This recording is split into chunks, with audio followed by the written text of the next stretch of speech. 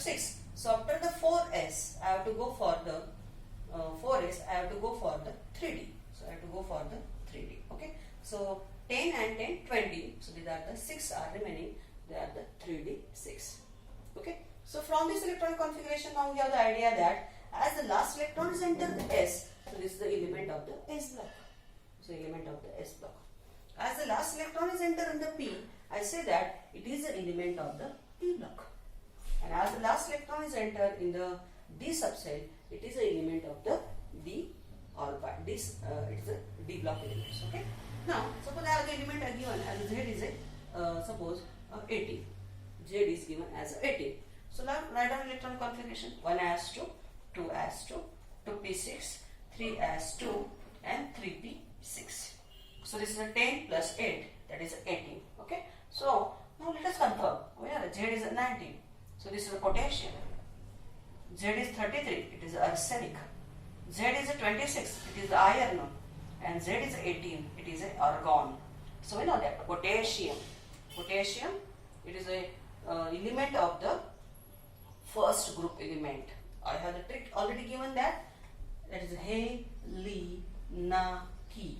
Okay. So the one atomic number 1 plus 2 it is a 3. 3 plus 8 it is 11. 11 plus 8 it is the 19. So now this is the potassium 19. So like this way we can confirm. Once you know the location, you can also confirm the element having the electronic configuration 4s1. So when I consider Z is a 33, so it is element from the p block. It is a okay. So 3. So when I say it is a 3, so it is actually the p block element, and p block element is started from group 13. Okay. So 13, 14 and 15. So like this way, it is an element of your, so we can confirm that it is a nitrogen, phosphorus and arsenic. We know that nitrogen, phosphorus, arsenic, antimony and the bismuth. Okay. Nitrogen is a 7. 7 plus 18, 8 is a 15. 15 plus 18, it is a 33. So arsenic is the 33. So this is the your element is arsenic. So once you know the knowledge of the which elements are belong from the which group and period, we can identify the element also. Then iron, as it's a d block element, the d block element will be started from 3d1 to 3d10. So scandium, titanium, vanadium, chromium, manganese, iron, cobalt, nickel, copper and zinc. Okay. So it is a 21, 22, 23, 24, 25 and this is the 26. This 26 is nothing but the iron. Then argon. Argon, last is the argon because it is a 0 group element, argon. Okay. We know that helium, neon, argon, krypton, xenon and radon. So this is a 2. 2 plus 8 is 2 plus 8 is a 10 and 10 plus again 8 it is 18. So this is an argon. Okay. So once you know the trick to identify, to write the elements and their atomic number, it's possible to check the electronic configuration of the element also. So when you consider the electronic configuration of the element like this way, there are the 3 cases that we have to also consider, in which there is some exceptions are there. Out of which the first is the chromium. The first is the chromium. Chromium 24. So when I consider the chromium 24, I write an electronic configuration: 1s2, 2s2, 2p6, 3s2, 1s2, 2s2, 2p6, 3s2, then 3p6. Okay. Then 4s2. So they are the 10 and 10, 20. So now I go for chromium, that is a 3d4. Okay. So our electronic configuration we can assume will be like this way, but it observe that the electronic configuration will be not like this way, but it is like this way. So why there is a change in the electronic configuration? This is because when I consider the d orbital, d has a maximum capacity of the 10. But when I consider it as a 3d4, the one as an energy difference between 4s and 3d is very small. So one electron can jump from this to the d and giving rise to the electronic configuration as a 4s1 and 3d5. And this is called as half filled. This orbital is a half filled because D has a maximum capacity of the 10 electron. Now these are the 5 electrons, so they exactly half.